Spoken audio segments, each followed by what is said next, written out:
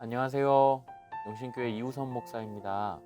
3월 31일 큐티 본문 말씀은 레위기 17장 1절에서 14절까지의 말씀입니다. 본문 말씀 제가 읽어드리겠습니다. 여호와께서 모세에게 말씀하여 이르시되 아론과 그의 아들들과 이스라엘의 모든 자손에게 말하여 그들에게 이르기를 여호와의 명령이 이러하시다 하라.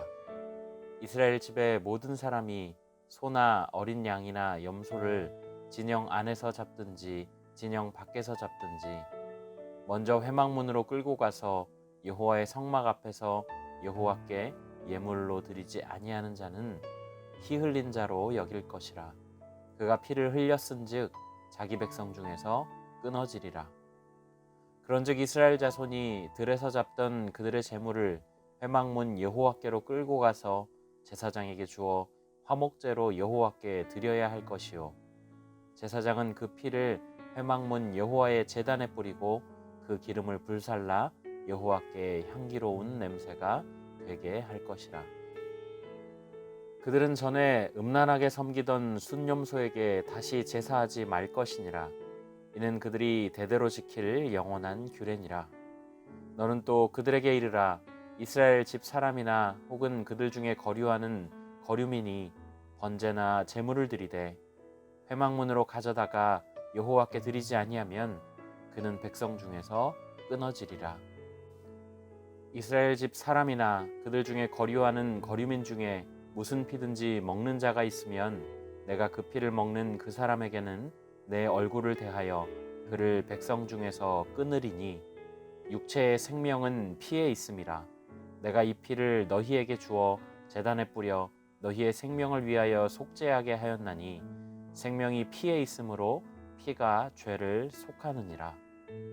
그러므로 내가 이스라엘 자손에게 말하기를 너희 중에 아무도 피를 먹지 말며 너희 중에 거류하는 거류민이라도 피를 먹지 말라 하였나니 모든 이스라엘 자손이나 그들 중에 거류하는 거류민이 먹을 만한 짐승이나 새를 사냥하여 잡거든 그것의 피를 흘리고 흙으로 덮을지니라.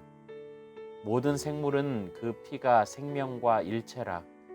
그러므로 내가 이스라엘 자손에게 이르기를 너희는 어떤 육체의 피든지 먹지 말라 하였나니 모든 육체의 생명은 그것의 피인즉 그 피를 먹는 모든 자는 끊어지리라. 아멘. 네, 우리가 레위기 말씀을 살펴보고 있는데요. 오늘 본문은 생명과 속죄에 대한 이야기입니다.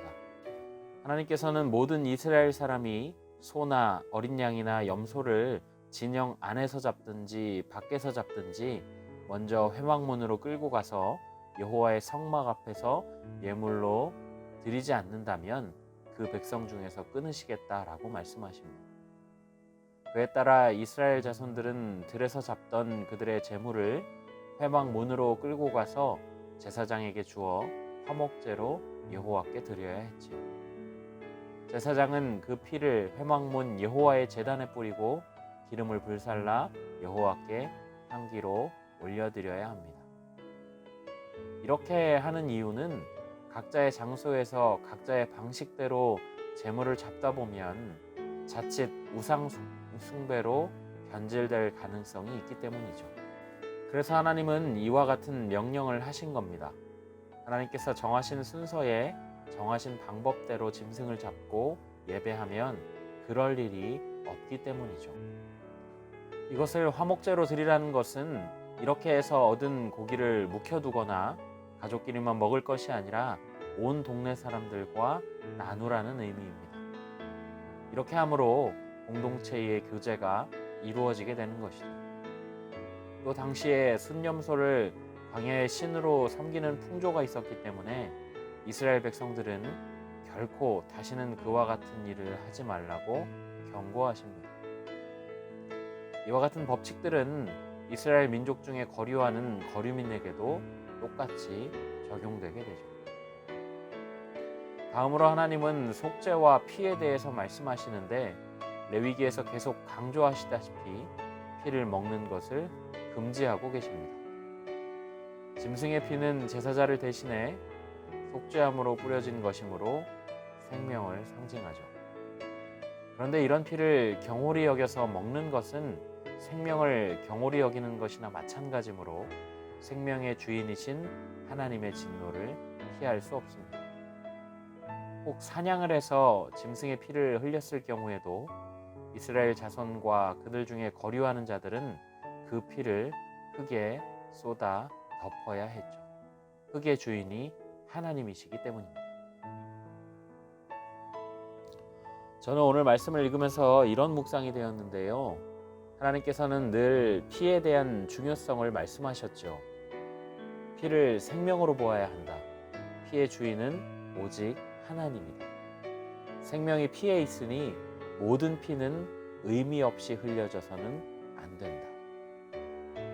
이게 정말 놀라운 일인 게 이 피에 대한 규례에는 하나님의 진한 인간 사랑이 담겨 있다는 것. 생물에 대한 존중은 물론 인간의 피를 경솔히 여기지 않아 생명을 잃지 않게끔 배려하시는 하나님의 마음입니다. 한 발자국 더 나가면 그렇게 피를 소중하게 다루라고 말씀하신 하나님께서 정작 인간을 위해서는 예수 그리스도의 피를 아낌없이 내주셨다라는 거죠. 절대적인 모순입니다. 인간으로 오신 예수 그리스도의 피는 세상 그 어떤 피보다 귀한 피이며 동일본체인 스스로의 피이기도 한데 그렇게 그냥 경솔하게 뿌려져야 할 피가 아님에도 아낌없이 어떻게 보면 경홀히 여겨진 것처럼 뿌려졌다라는 것. 아무런 돌봄이나 배려나 보호 없이 그렇게 버려진 것처럼 뿌려졌다는 것이 세상 무엇과도 바꿀 수 없는 인간에 대한 사랑을 여과 없이 보여준 것이라는 거죠. 저는 오늘 말씀을 통해 묵상한 것을 여러분과 함께 나누었습니다. 이 시간 말씀을 생각하며 함께 기도하실 때 하나님 오늘 피에 대한 규례를 주시면서 그 규례가 이스라엘 백성을 향한 깊은 사랑임을 깨닫습니다.